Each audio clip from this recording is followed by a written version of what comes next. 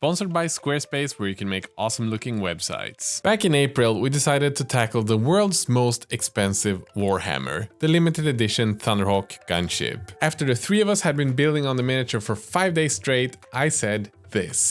This had to be the most difficult miniature to build. I don't know what else it could be. Maybe the Manta? I don't know. If this video gets 20,000 likes, I'll order the Manta, build it up. And you guys responded by murdering the like button. You know that we already picked up the Manta and we unboxed it, and when we did that, the miniature was warped as all get out. Oh, here's a crazy warped part. Look at that. So this week we're gonna see if it's easier or more difficult than the Thunderhawk to build, and if we can actually build it despite all of the warping we had. Maybe we can even manage to build it in 5 days to keep to our weekly video schedule, cause with the Thunderhawk, we just couldn't. So let's bring out the Manta pieces and start prepping them with a soap wash to remove any mold release agent from the casting process. And last week we showed you guys our plan for the Manta, how it's crashed into the side of a mountain and there's a single fire warrior alone surviving on the planet. So these are the 4 hammerheads and all of the XV8s and everything that's included in the Manta. As of right now, with the idea we have, we're not gonna use any of this, so we're gonna pack it away. So instead, let us get started with cleaning up the Manta and washing off all of the resin parts.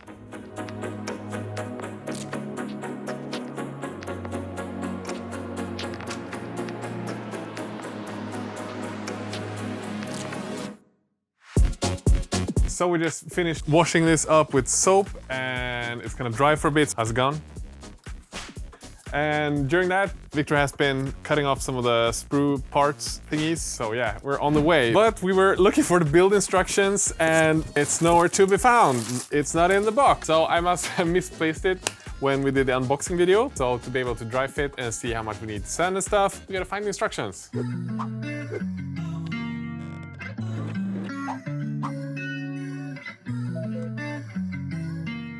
Found it! So we had number 206, and I think Nick had number 217, which means that from when we ordered this and the 3 months where they got theirs, there's been 11 more people who ordered the Manta. I actually honestly thought there would be more copies available in the world, but that's kind of cool. So now we just gotta cut off, scrape the mold lines and sand 321 resin bits.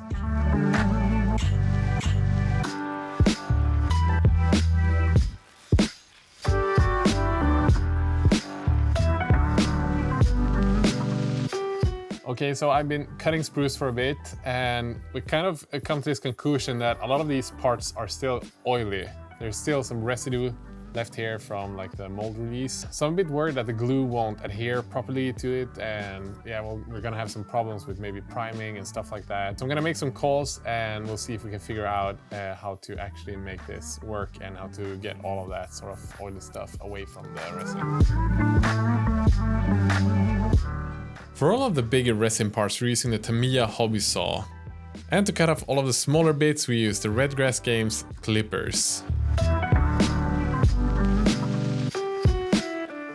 Okay, day one's already over and we're done with a little bit more than half of the cutting and sanding of all of the different bits.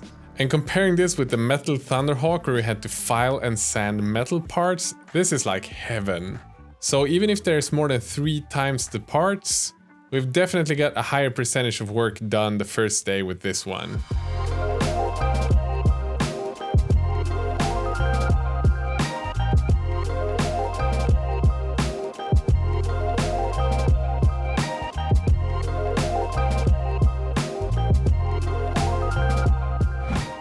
Okay, so we're finally done cutting everything, all the bits, spruce that's on there, and then we sanded all of the edges and everything, so everything should be flush now. We got a suggestion from one that's been working in painting like vehicles, trucks, and doing stuff like that to wash the resin with IPA to remove like mold release stuff. So we're gonna do that on a few things that are still greasy, and then we're just gonna get started with gluing, and hopefully we have great adhesion with that. So let's go.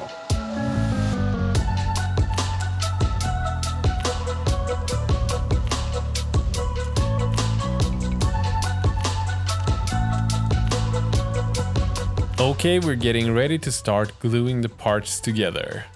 There's a lot of parts that are built separately and a lot of parts we were worried that with the warping and everything it would be hard to fit. So we just started off with some of the simple parts that would be separate and then we went on to the big pieces.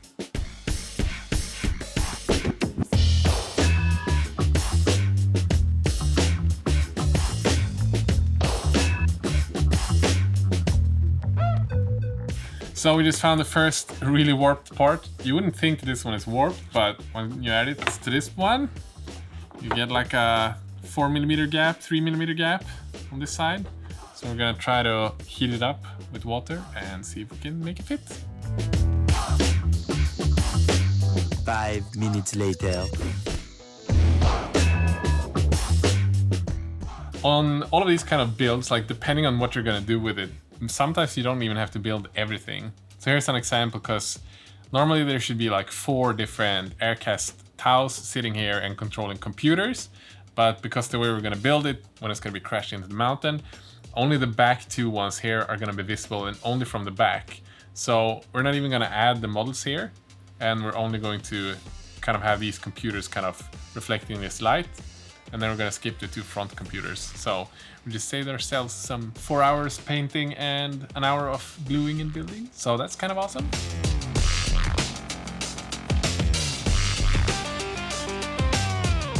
In about 45 seconds, I'm gonna paint the inside of the control room, because when we're gonna start gluing it together, we're not gonna be able to reach the inside of it. So we have to do that before we do any of the gluing. But first, a short message from Squarespace. It is the only platform you need to make a high-quality professional website. You need no previous programming skills or design skills. You select from their massive amount of award-winning templates and then just customize them with a drag and drop function and just add whatever text that you need.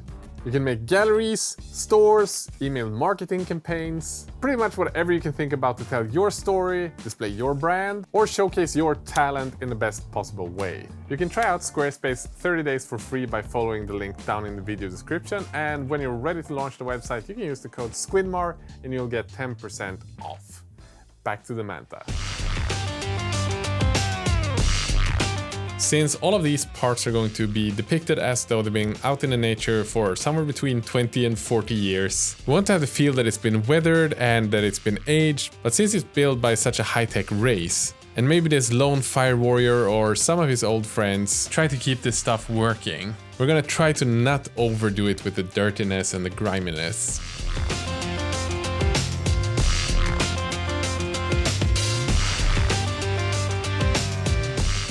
And these screens will be visible through a hatch at the back when you open up the lid of the top of the Manta. So we want to leave something for people to find. Maybe there's a secret message or just cool details that people haven't seen the first time they look at it, but if they look a bit extra, they're gonna find something.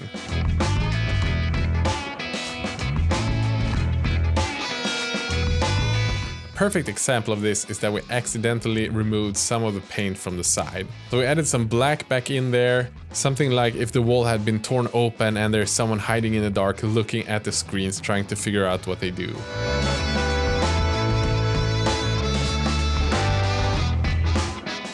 Okay, so here's another really big part, and as you might see when we put them together, we got this big gap up top. We're gonna need some milliputting on this. But unfortunately, no matter how hard we tried, we just couldn't get this part to fit with the other one we had to glue on top of it. So we had to sand, sand, sand, and then sand a little bit more on all of the parts connecting to each other. Okay, we're on day 3 and we got the main body kind of done. This one fits in place. For some reason, this part is a little bit warped. We don't know if we can heat everything up and bend it so it fits, but we're gonna try it. And then other than that, we're probably just gonna sand and file everything today. We're not sure if the wings, if we're gonna put those on or if you wanna make like a broken wing on the diorama. I'm really excited because it's shaping up and looking really, really cool. It's so big. Let's just start with the day and we'll keep you updated.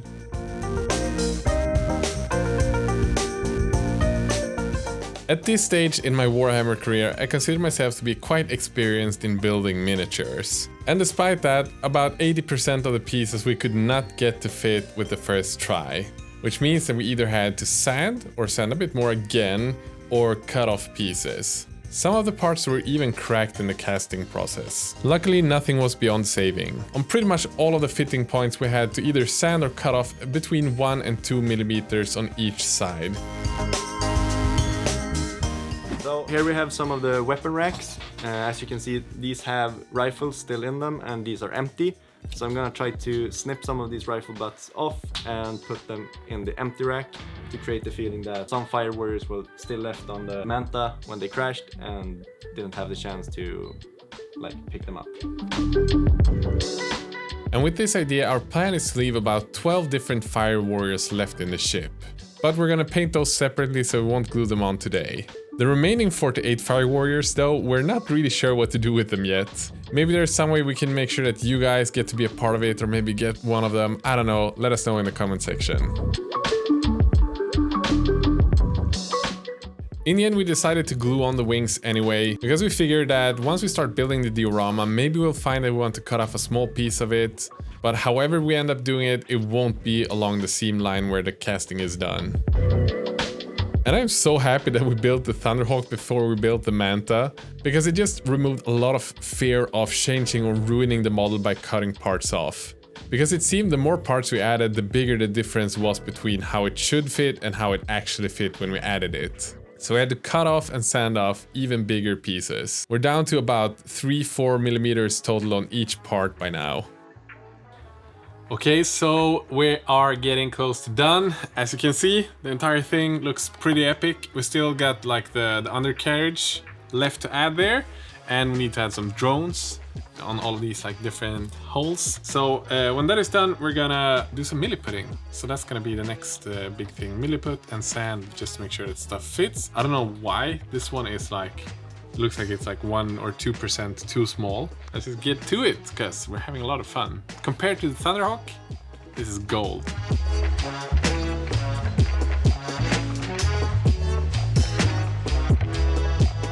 Somewhere along the way, either we messed up or stuff is warped. I'm guessing it's the second one.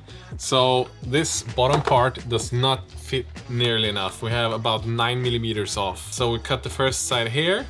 And now I'm gonna cut the second one, and hopefully that's enough. If not, we're gonna have to cut these ones as well. And these ones are thick, so this is gonna be heavy to cut. But I'm gonna continue with this now. I'll take it from there.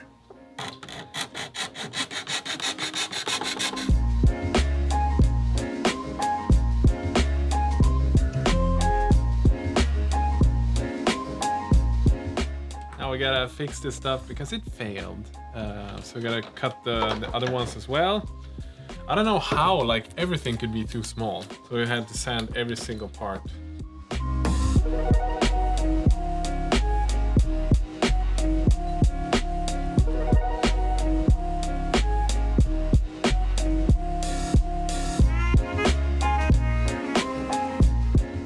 And after about 1.5 hours, we finally had these two pieces fitting together. Almost.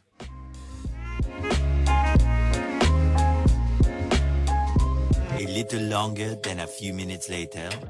We decided to go the safe way, so before we even started painting the miniature, we primed the miniature with Citadel spray cans, added gloss varnish, and then matte varnish. And with that, Lucas could start painting the lower deck of the miniature.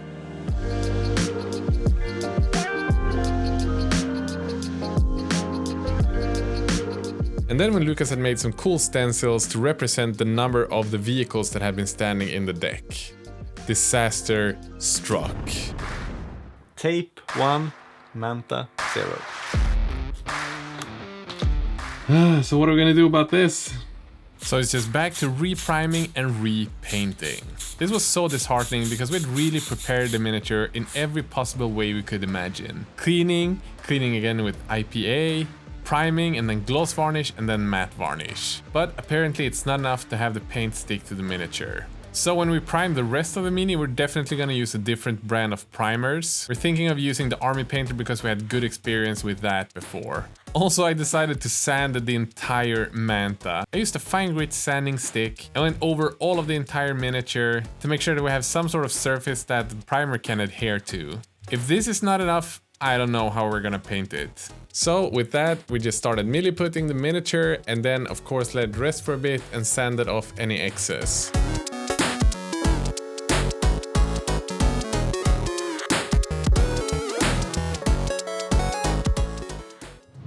And you guys had some really good ideas in the comment section last week, and I thought, why not make this a reoccurring thing? You guys can just let us know in the comment section whatever ideas you have from whatever we do, and then for the next week we can implement some of them in the builds. Carlos and a couple of other people had this great idea of having like LED lights in it, so we actually started planning that, having like the bottom deck maybe have some like red flickering lights. That would be awesome. And then of course have some lights in the other diorama parts like the glowing eggs, and the Yin Stealer stuff have some lights in that. So that's definitely something we're gonna look into. Jamal also had this great idea of having a drone friend. We actually had an idea of having a crab friend, the crab from Warhammer Underworlds, and naming him Wilson. And Jamal had the exact same idea but with a drone. So it's really cool how great minds think alike. So we're gonna name him We1L50N.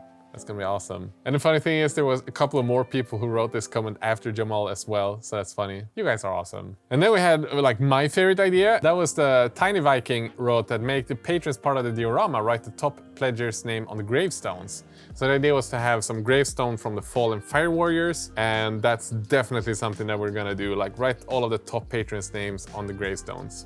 By the way, massive thanks to all the patrons. You guys are amazing, as always. So if you want to be part of that, you know what to do. Then a few guys of you had an idea of having like a workbench around the Rhino where you salvage like parts from the Manta and stuff. So that's definitely, again, something we're gonna include.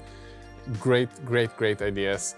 And then some of you had ideas of having like dreadnoughts or maybe crisis suits like somewhere on the field, like half broken, like he's trying to fix it, maybe have some of the parts of the crisis suit or dreadnought on the workbench. So we're gonna see if we can make that work. That would be a really cool idea as well.